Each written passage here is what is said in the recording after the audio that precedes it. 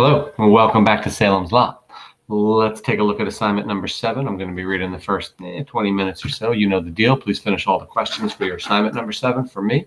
And of course, get any children out of the room because this book is not for kids. Please, I'm dead serious about that. Make sure there's no little brothers or sisters or anybody like that around. And if they are, please shoo them off or put in some earbuds so they do not listen. And other than that, enjoy, please. So we are now in assignment number 7 starts in part 1, the Marston House, chapter 6, the lot, part 2, number 8. Again, part 1, the Marston House, chapter 6, the lot, part 2, chapter 8. Let's go. 8. The dump was still smoldering. Dud Rogers walked along the edge, smelling the fragrance of smoldering offal. Underfoot, small bottles crunched and powdery black ash puffed up at every step. Out in the dump's wasteland, a wide bed of coals waxed and waned with the vagaries of the wind, reminding him of a huge red eye opening and closing, the eye of a giant. Every now and then there was a muffled small explosion I just want to say, did you hear that? Reminding him of a huge red eye opening and closing. It reminds me of two things. Certainly reminds me of Dracula a little bit, but mostly, if you recall, the bride of, the old woman of Berkeley, when the devil came in and, the church was all dark and all they could see was his flaming eyes. I don't know. It's just me. But it's definitely something foreshadowing, in my opinion. He's telling us something of an eye, reminding him of a huge red eye opening and closing, the eye of a giant. Every now and then there was a muffled small explosion as an aerosol can or light bulb blew up. A great many rats had come out of the dump when he lit it that morning, more rats than he had ever seen before. Where else had we seen a ton of rats before? The Church of Dracula. Yes, remember the church in the novel Dracula when all the rats came after them, and then Lord Godalming blew the whistle and the dogs came, the terriers. More rats than he'd ever seen before. He had shot fully 3 dozen, and his pistol had been hot to the touch when he finally tucked it back in its holster. They were big bastards, too, some of them fully 2 feet long, stretched end to end. Funny how their numbers seemed to grow or shrink depending on the year. Had something to do with the weather, probably. If it kept up, he would have to start salting poison bait around, something he hadn't had to do since '64. There was one now creeping under one of the yellow sawhorses that served as fire barriers. Dud pulled out his pistol, clicked off the safety, aimed and fired. The shot kicked dirt in front of the rat, spraying its fur. But instead of running, it only rose up on its hind legs and looked at him, beady little eyes glittering red in the fire glow. Jesus, but some of them were bold. Bye-bye, Mr. Rat, Dud said and took careful aim. Kapow! The rat flopped over, twitching. Dud walked across and prodded it with one heavy work boot. The rat bit weakly at the shoe leather, its sides aspirating weakly. Bastard, Dud said mildly and crushed its head. He hunkered down, looked at it, and found himself thinking of Ruthie Crockett, who wore no bra.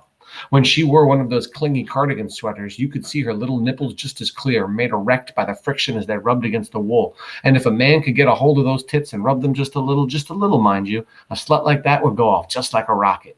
He picked up the rat by its tail and swung it like a pendulum. How'd you like old Mr. Rat in your pencil box, Ruthie? The thought with its unintentional double entendre amused him, and he uttered a high-pitched giggle, his oddly off-center head nodding and dipping. He slung the rat far out into the dump.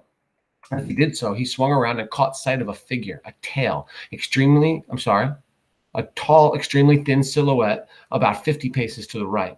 Dud wiped his hands on his green pants, hitched them up, and strolled over. Dump's closed, mister. The man turned toward him. The face that was discovered in the red glow of the dying fire was high cheekboned and thoughtful. The hair was white, streaked with oddly virile slashes of iron gray.